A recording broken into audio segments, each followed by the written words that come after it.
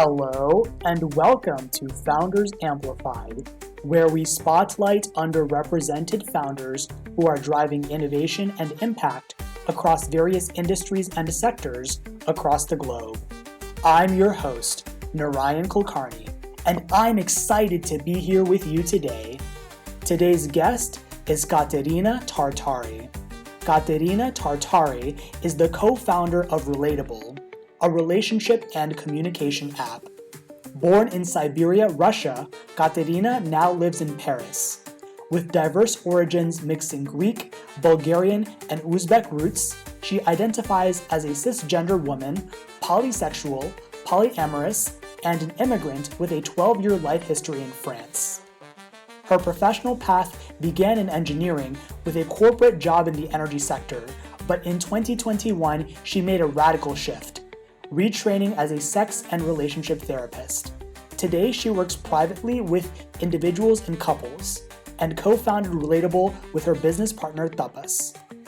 Relatable helps people navigate tough conversations and relational tension using a combination of therapeutic guidance and AI, offering structured, emotionally intelligent support without the high cost of therapy.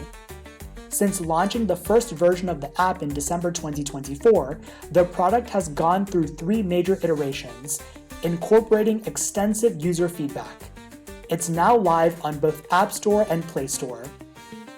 Currently, Katerina and her team are focused on solo users, people in relationships who want to reflect and grow individually, and have recently enrolled a new group of testers to gather deep, qualitative feedback. This builds on a long process of ongoing testing and development. In 2024, Relatable won the Singa Startup competition in Berlin for its innovative and impactful approach. So, now that you know a little bit about Katerina, let's dive into the conversation. Welcome to Founders Amplified, Katerina. It's great to have you with us. How are you doing today?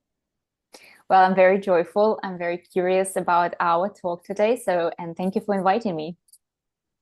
You're most welcome. And again, great to be here. Also very excited and curious to hear about what we'll be talking about. So to kick things off, I'd like to know a little bit more about your journey. So could you tell me about what led you to become a founder and if there were any particular moments or experiences that sparked that decision?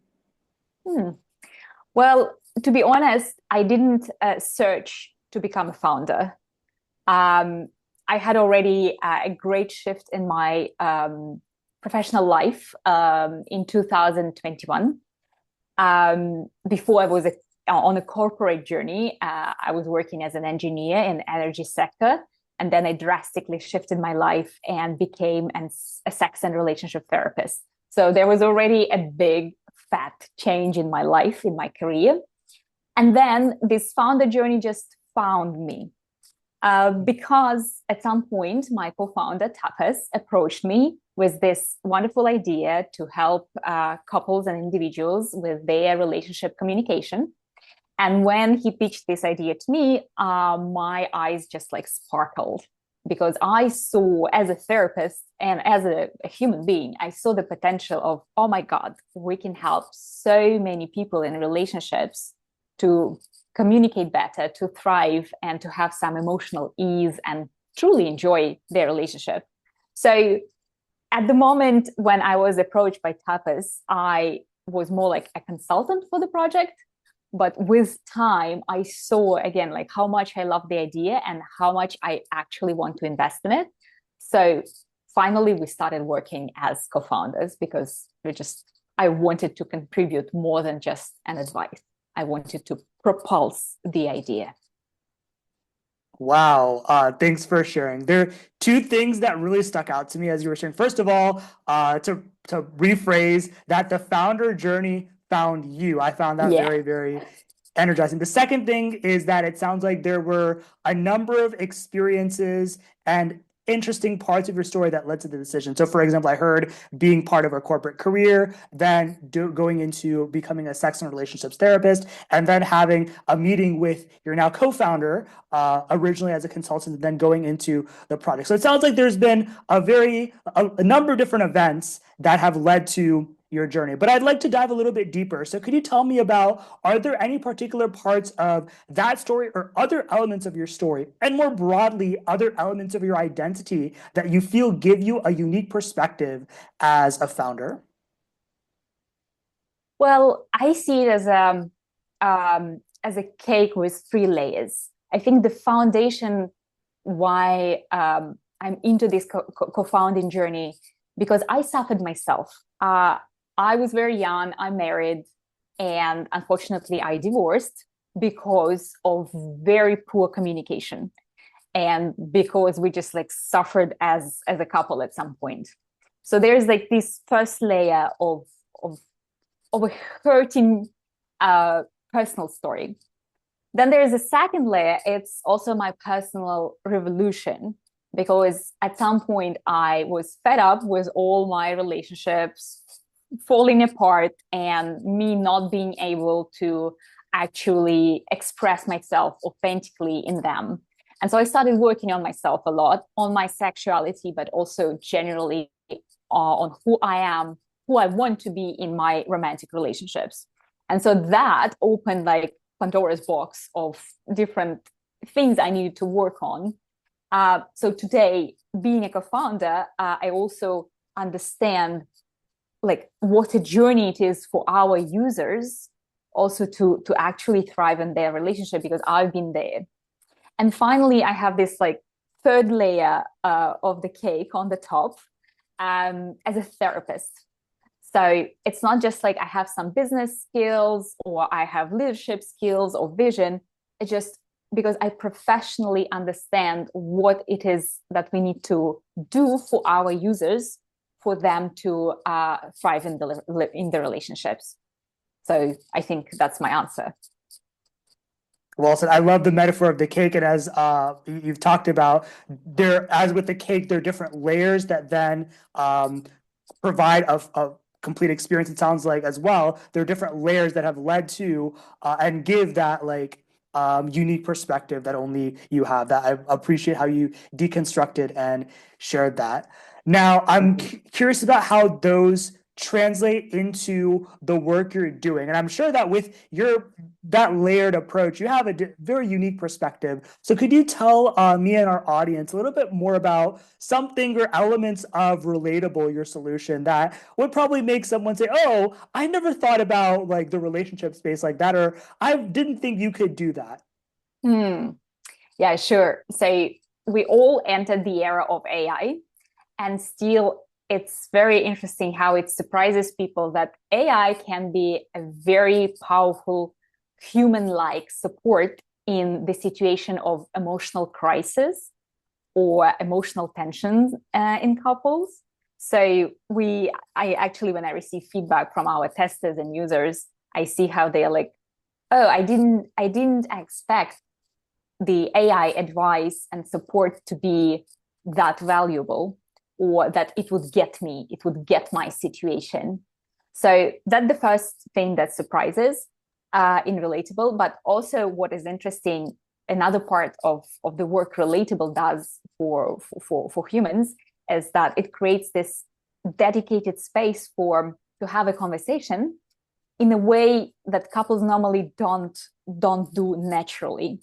So what happens, and they come to therapy also, it happens just naturally to them, that they argue, that they jump with their opinions, they try to win their part, their stand, while Relatable provides this very structured guidance that actually handholds couples and allows them to slow down, to reflect more, and to actually listen to what is it exactly going on for each of them. And so when I'm testing it with the couples, I see how what I'm doing in therapy actually also happening with the help of the app itself.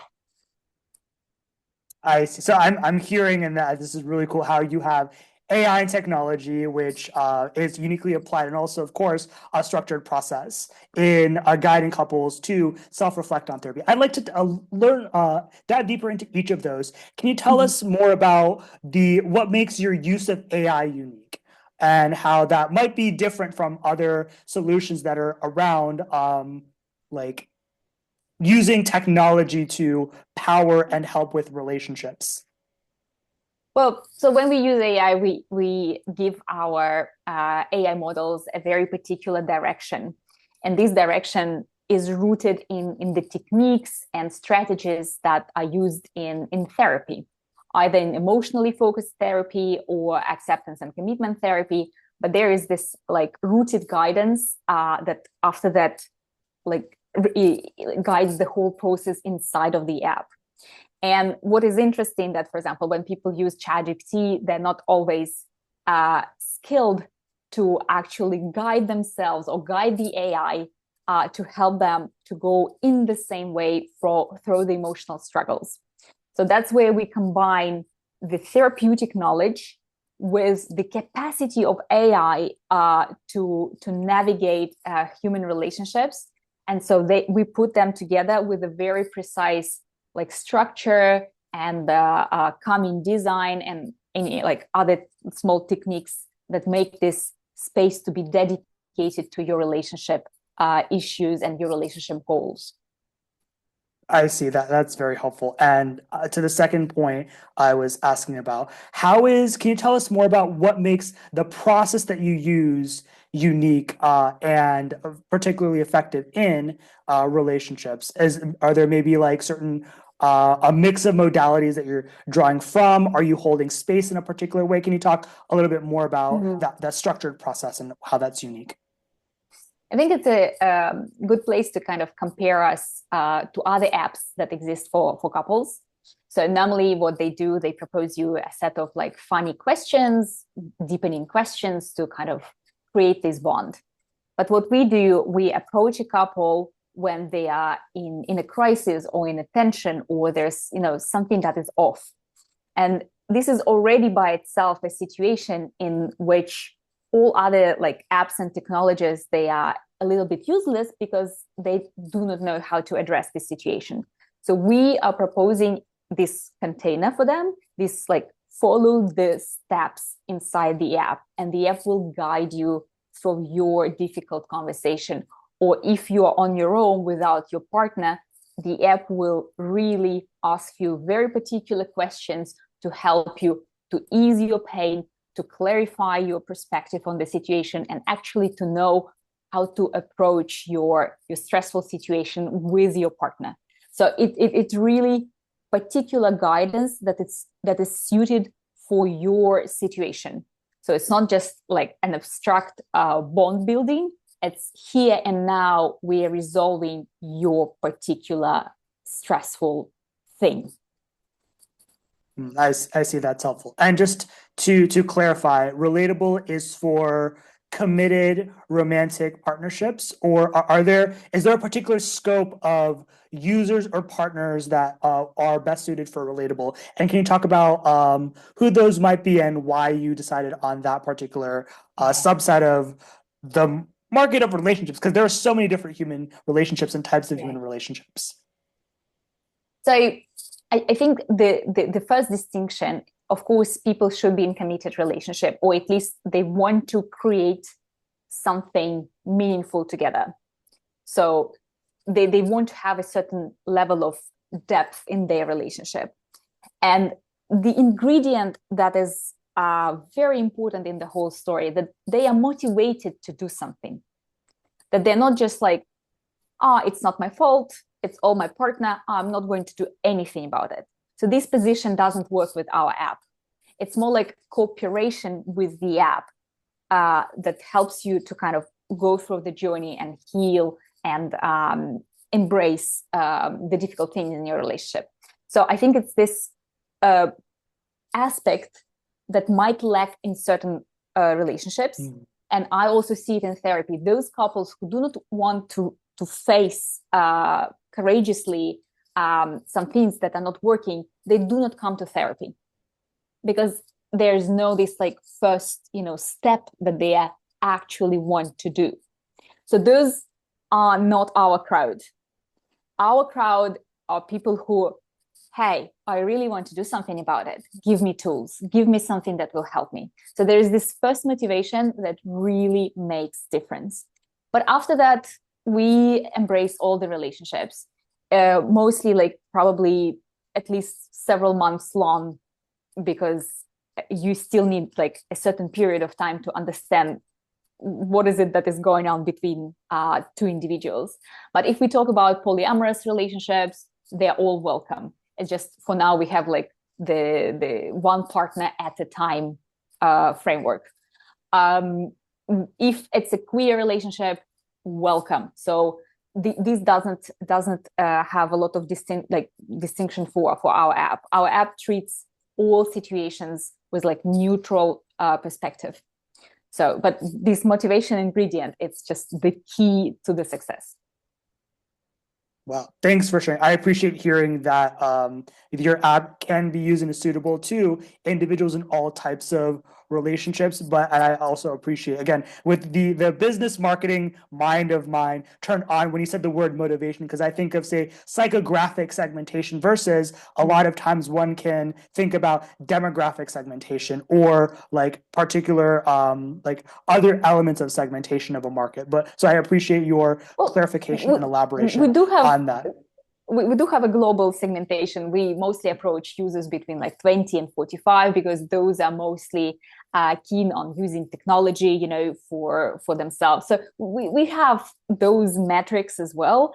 But in the end of the day, what matters is there's someone in the relationship and they want to really do something to that the relationship goes better. That's it. That's the criteria.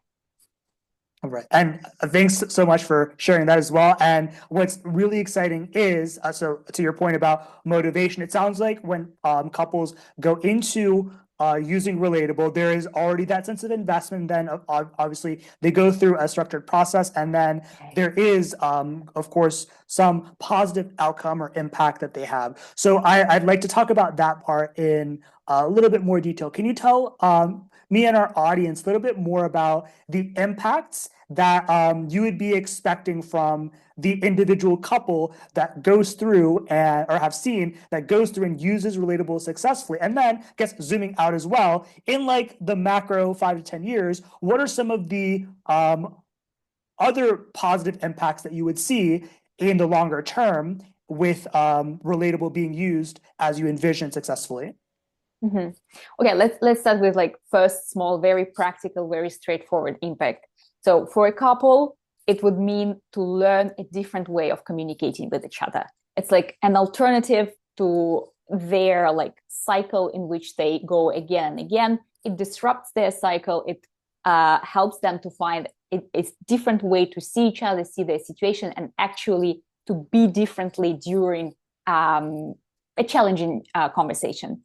For an individual that comes to our app without their partner, because we also welcome those who are not ready, to bring their partner inside of the app, we also give the tools how to communicate differently, how to express your needs clearly, what exact words you can use that your partner sees you, values you, understands you. So there's a lot of like very grounded skills that you just like learn, but also a lot of emotional support through the process that the users receive.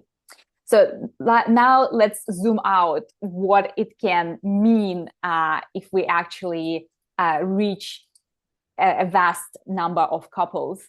So if you see a relationship does not exist in vacuum. It's a kind of ecosystem, because if you thrive in your relationship, your work relations go better. You have less stress that you propagate in other areas of your life. There is less stress on your kids if you have some.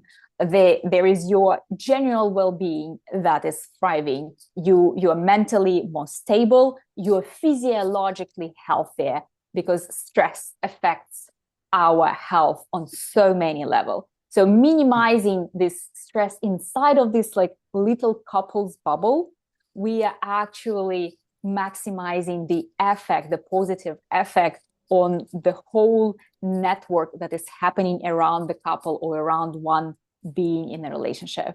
So it's just like multiplying this effect and stabilizing humans who are thriving inside of their bubble, but also thriving generally in their ecosystem. Wow, I appreciate hearing that, like the multi-dimensional positive effects, not only on the individual couple, but also all those around them when working on their relationship in the constructive way that you've described. Can you also give us like maybe a quantitative or like a numerical estimate of how many people that might be impacting or positively affecting? Yeah, absolutely. So in the beginning of our journey, of course, we asked this question ourselves, okay, who are those people? How many are they that we want to help? And the biggest estimation, the global estimation that we made was like more than 700 million couple suffer at some point in their relationship from relationship distress. But this is like, the very big market. So what we are aiming to do is to address at least 0.3% of it, which would be already 2 million couples or individuals and couples. It depends how they come to work with us together or on their own. It doesn't matter that much. So if we help those 2 million couples, that already can have a very, very positive effect on lives of their lives and everyone around them or connected to them. So that's the impact we are aiming to do. I see. And 780 million, even with a 0.3% that you're estimating, that's still a really large number of individuals that you're impacting individually. And also to your point, the multi-dimensional impact that has on others around them, of course, that would be much larger than that. So thanks for putting some numbers into at least the individual people that you are impacting. But of course, that means a much broader impact broadly. Now, And the maybe next just thing, can yeah, I go add ahead. like a little thing to Yes, also to please. put it into perspective of what a human can do. So as a couples therapist, imagine I can have will be grand maximum 20 couples per week. So this is my just like physical capacity. I can't go beyond it. And also imagine there are couples who could never come and consult me because they just don't have money. They cannot afford it. So giving them a digital tool like this, it's also like impactful because in this way we can access those groups that might not even consider therapy at all and continue suffering. So this is another like way of how like to see it, how we can scale it. I see. One thing I'm taking from what you just said is digital tools providing unique access, Yeah. technological as well as in terms of affordability. So I appreciate that perspective that I've heard as well. Mm. So it sounds like you've had quite the journey in being a founder, a co-founder of Relatable. And could you tell me something that you know now that you wish you had known prior to starting this journey as a founder? Whew. Well, I think my first takeaway, at least at this point, after like 1 year and several months of the journey, that this is not a sprint. I'm not running a short distance. I'm running a marathon that requires a lot of patience, a lot of failing, and a lot of like dedication to just like move forward every time you stumble or you out of breath. So I think before I saw the journey like, oh, you create something, people either like it or not, so you kind of succeed or fail, and that's it. But the journey is way more complicated. There are so many layers, and the creative process, it just like goes on and on and on through like waves of testing and feedback and all these like continuous loops. And I learned that on my own journey as a founder, and I learned to be resilient to failures, and I learned to be very patient with everything that happens inside and outside of the project. Okay, thanks for sharing. Something else I'm curious about, and this just comes from the fact that I don't know too many people who have worked as therapists and then gone into becoming a founder. What is something unique that you have? So, from your professional background as a therapist, what is something that you did not expect to apply or see as important in your business journey that you have seen is actually really important? So, maybe a particular modality, a particular like thing you learned, or a particular practice you've had. Hmm. Well, a business journey always comes with, let's say, unpleasant parts that are not exciting, because there is administrative things, legal things to manage, financial things to manage. There is marketing. There is marketing to manage, and this is not necessarily the part of my journey as a therapist, but it's really a big, fat, huge parts of my journey as a founder. So I think this is the biggest difference. And then again, the courage it takes, the audacity, the cycles of trial and error. It's just really not present in therapeutic work, because in therapy you have access to humans and you work on a very, very small scale. But in business, it's all about the vision, metrics, how you advance, what you test, what your goals. So it's like a very, very structured ecosystem. I see. And thanks for sharing. I partly asked that question because so I come from a family of doctors, and Mm. the parents, like my parents, people I know as well who are also into medical school, those who like start their independent practices, they do the management side of things, or those that go into a hospital and then they go into the executive side. Sometimes they tell me, hey, I didn't think that I would use the problem solving skills I use when working with patients to also solve business problems. I also Mm. didn't think that, for example, the empathy skills that I use in working with a patient, the ability to create a care plan, a lot of those are translatable into business as well. So those are some things that came to mind. And yeah, as something that Mm. which you mentioned, which I really appreciate you talked about, is there are logistical things like marketing, but also things like vision, etc., that like one of course does not is not exposed to in that work. But it sounds like those have been learning curves, but also I'm also hearing more subtly that it sounds like what your experiences have potentially given you an edge in applying those in a unique way in what you're doing. Hmm. There's probably one that I definitely kind of transpose from my therapy to my co-founding work as human relationships, because like how I communicate with kindness and compassion and like deep listening with my clients in therapy, I definitely apply those skills in communication with my co-founder, even though sometimes the tensions run very high and we need to agree on things. But there's a certain kind of skill set, soft skill set that comes from therapy into working with our contractors, or again between co-founders, that I apply like in both spaces. I see. Thanks for sharing. It's amazing to hear how like the relationship skills, empathy, and other soft skills. It sounds like those have been very valuable in your therapeutic work to then apply to really excel as in your work as a co-founder. Wow. So as we're nearing the end of our conversation, I'd like to ask you, how can people find you and how can people support your work? Well, I suppose they are going to have all the links to my personal website as therapist, to our relatable.love website to see our product. Relatable is available on all the platforms, so for Android and iOS. And so people can download it.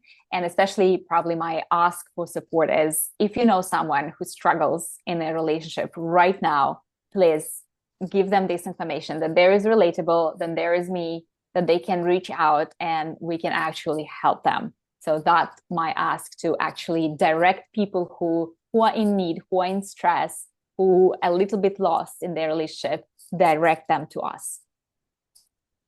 Well, thanks so much for sharing. Now it's time for our signature question. Can you please fill in the blank? I amplify. I amplify couples and individuals to have better communication and to thrive in their relationships.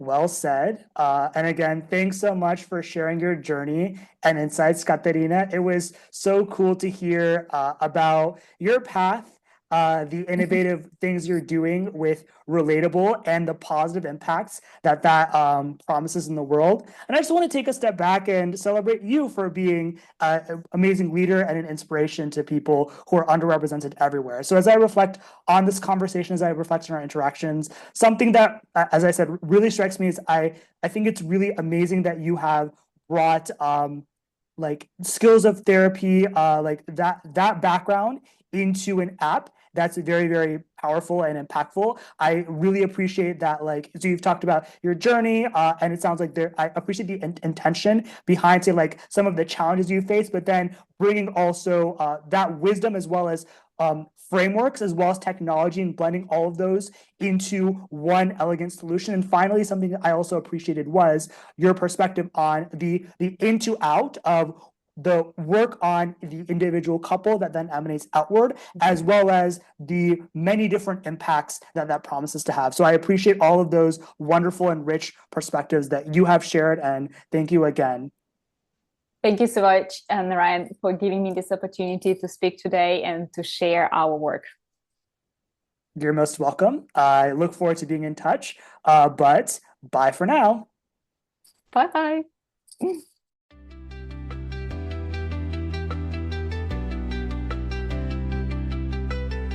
To our listeners, thanks for tuning in to this episode of Founders Amplified. I hope you're feeling as inspired as I am.